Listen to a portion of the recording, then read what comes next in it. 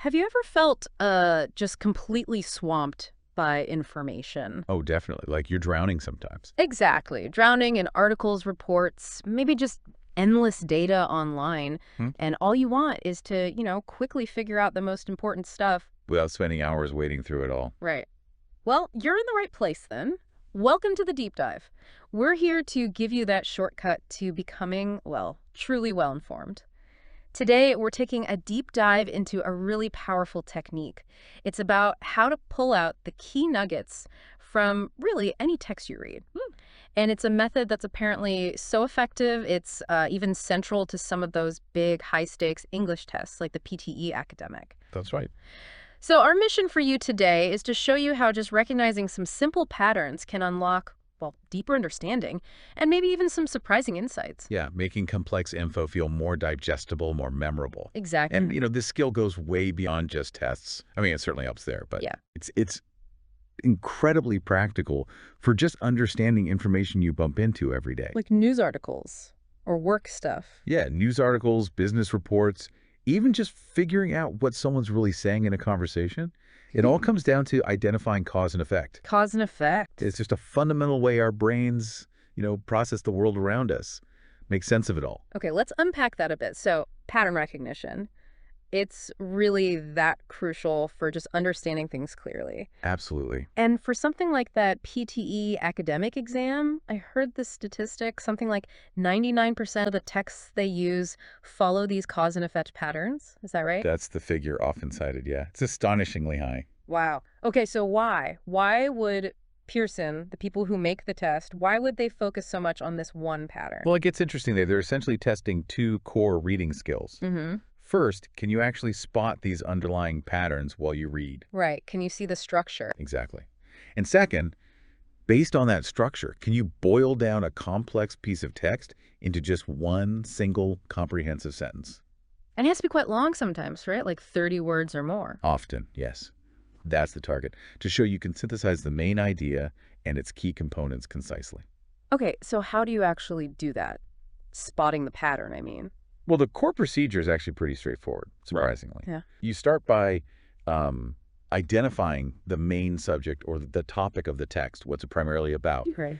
Then you ask yourself, okay, what's the key event or outcome connected to this subject? If you can pinpoint that, that's probably your effect. The end result, sort of? Yeah, the consequence or the result. Now, if the subject itself seems to be the starting point, the origin, Then that's God. then that's likely the cause, and the text will probably go on to explain its effects. The main goal, really, is just to nail down that central relationship, what led to what, or what is a result of what. Okay, cause and effect. Once you've got that core connection, then you can build your summary sentence around it. Right, okay. So once you've spotted that main cause and effect link, how do you build it out? Especially if you need to hit that, say, 30-word count and pack in enough meaning. Ah, right. That's where you add a bit more color, paint a richer picture. How do you mean? Well, you might add concise details like when did something happen Mm-hmm. or where, maybe a quick description of what kind of subject it is. Little bits of context. Exactly. Or even who said something, if it's based on research, for example. Mm-hmm. These are like mini expansions. They add context, they add depth. And they help you reach the word count, too, presumably. They certainly do, Mm-hmm. but more importantly, they make your summary precise and properly comprehensive. Gotcha. So can you give an example of adding that extra info? Sure. Let's say you have a really basic sentence like, the documentary was about modernity. Okay, simple enough. Fine, but it doesn't tell you much, does it? To add context, you could say, the documentary was about modernity, which began in the 1920s. See? That adds a time frame. Right, that which clause adds extra detail. Precisely. That's what we often call a non-identifying clause. It adds extra info, usually with a comma and which. Or, if you wanted to define modernity itself, maybe you'd add, modernity, a quality of the condition of being modern. Ah, okay, so that clause defines it more. Exactly. That type's often called an identifying clause. It specifies which modernity you mean, or what it is. Sometimes, especially in North America, people prefer using that for these instead of which to make the distinction clearer. Like modernity, that is a quality. Yeah, but for something like the PTE exam, honestly, using which for both is generally fine. The key is adding that specific relevant information. Okay, that makes sense. Or you mentioned attributing information. Right. Sometimes you just need to concisely add where the information comes Right. from, like tacking on according to a new study at the end. Ah, okay. Short and sweet. It makes it clear it's source data without really interrupting the main point you're making about the cause and effect. Okay, let's try putting that together, maybe with that Industrial Revolution example you mentioned earlier. Good idea. So let's say we start with the basic cause effect. The Industrial Revolution helped encourage capitalism with little government interference, and it aided in sponsoring individual rights for workers. How many words is that? 19 words. Right, a decent summary, but maybe a bit short for that 30-word target. Okay. So how would we expand it using those techniques? Adding context. Well, where and when did the Industrial Revolution start? That's key context. Right. 18th century England, and it spread. So maybe.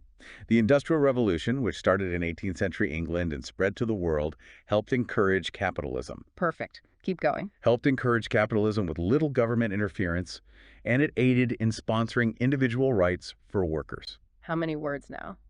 Let's say that's got to be over 30. Easily. And notice how just adding that one clause about the origin Yeah. immediately makes the statement feel much more informed, much more detailed. It grounds the whole thing. It really does. It turns a simple point into like a proper summary nugget. That's the idea, adding precise extra info around that core cause and effect. Okay, this is starting to click. So what does this mean for us, in practice? Let's look at some real world examples, see these patterns actually playing out. Good idea. It's always clearer with concrete examples. Let's start with a cause to effect pattern. I found this fascinating bit of research on storytelling. Ah, interesting topic. Yeah, this is from the Frank Porter Graham Child Development Institute, FPG, they call it, at UNC Chapel Hill. And the lead researcher is Nicole Gardner-Neblett. Okay. And their main finding, the core point, is pretty profound, actually. They found that the oral storytelling skills of African-American preschoolers, that's the cause, Right. have a significant effect on how well they learn to read later on, and even how well they do in other school subjects. Wow. Okay. So the ability to tell a story directly impacts reading and other learning. Exactly. And what makes it really interesting is that some prior research had apparently linked storytelling and reading only for African American kids across different income levels. But not for other groups. Apparently not for other demographic groups. And, we already know there are these persistent gaps in reading achievement between Black and white school children, and also a gender gap sometimes, with girls often doing better. Right. So these researchers were specifically trying to figure out, okay, how does gender maybe fit into this storytelling reading connection for African American kids? Drilling down into the specifics. Yeah. So if we wanted to summarize this using our cause and effect structure, what would that look like? Well, the cause is the storytelling skills. Right. Oral storytelling skills of African American school children. Help them learn reading skills faster. That's the first effect. Okay. Help them learn reading skills faster. And what was the other effect? It aids them in other subjects, too. Right. And this can aid them in their other school subjects as well. And we should probably add this source, right? Definitely. According to a new study. Perfect. Oral storytelling skills of African American school children help them learn reading skills faster, and this can aid them in their other school subjects as well, according to a new study. Cause, storytelling skills, effects. Faster reading, help in other subjects. Nicely done. And what's so compelling there, I think, is that it goes beyond just test scores, How so? Well, it highlights how a cultural strength, something like oral storytelling, which is often very rich in African American communities, Yeah. can have this really direct, positive impact on cognitive development and academic success. It suggests that maybe education shouldn't be so one-size-fits-all. Ah, right. Like, we should value and maybe even integrate these cultural skills into the classroom. Potentially, yeah. Leveraging how different kids from different backgrounds naturally learn and process information could be, a key way to help close some of those achievement gaps we see. It's about understanding the whole child, including their cultural context. That's a really powerful takeaway. Okay, let's switch gears. Let's flip the script, like you said, and look at an effect-to-cause pattern. Right. This one is about laughter. And I have to say, this one really grabbed me because it totally challenges what I thought I knew. Ooh, laughter seems pretty straightforward. Yeah. Right? Something's funny, you laugh. That's what I thought. But we start with the effect, the laughter itself. And the question is, why do we laugh? And it turns out the common assumption that it's always a response to humor or jokes might be wrong. Really? Yeah. There's this laughter expert, Robert Provine. He apparently spent ages just recording real conversations, in malls, classrooms, It's offices. just eavesdropping for science. Kind of. And what he found was really surprising. Most of the laughter he recorded, it didn't follow anything like a formal joke. Huh. So what does it follow? Often just really normal, kind of bland comments, like someone saying, "Look, it's Andre," and then laughter. Or, "Are you sure?" followed by laughter. That doesn't sound funny at all. Right. And even the lines that did get laughs, like one example was, "You don't have to drink, just buy us drinks." Provian argued they weren't inherently hilarious on their own. The context mattered more. Okay, so if jokes aren't always the trigger, Mm. then what is the cause? That's the big question then for this effect-to-cause pattern. Exactly. What's the underlying cause of the effect? Laughter. Well, this is where the research points somewhere pretty unexpected.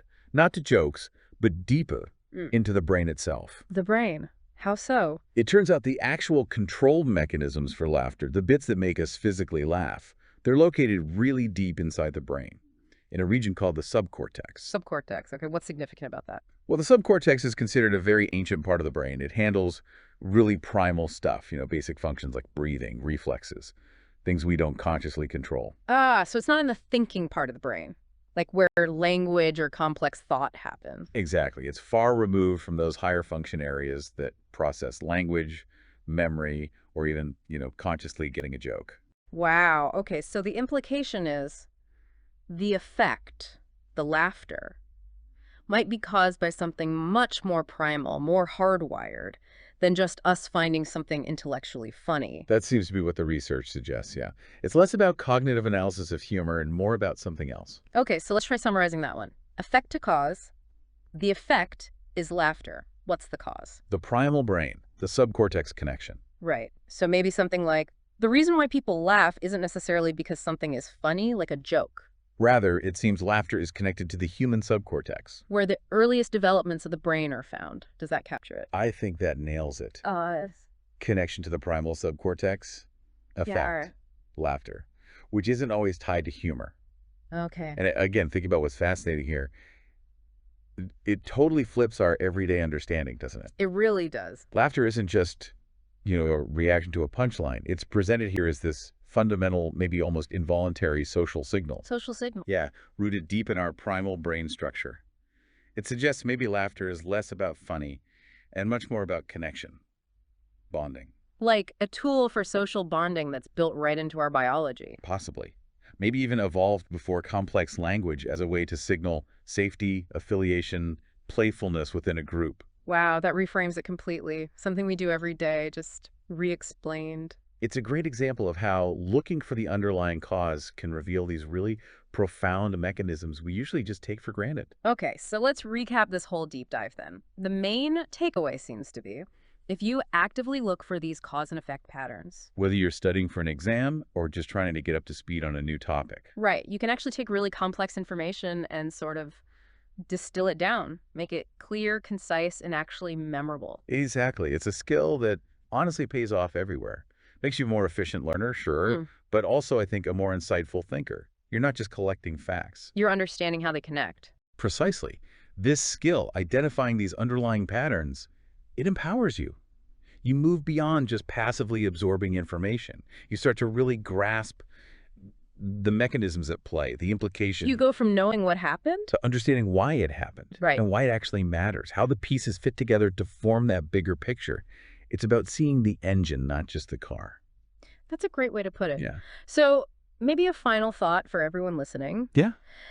The next time you come across some new information, an article, a report, anything, don't just try to memorize the details straight away. Pause for a second. Yeah, ask yourself, okay, what's the core cause here? What's the main effect?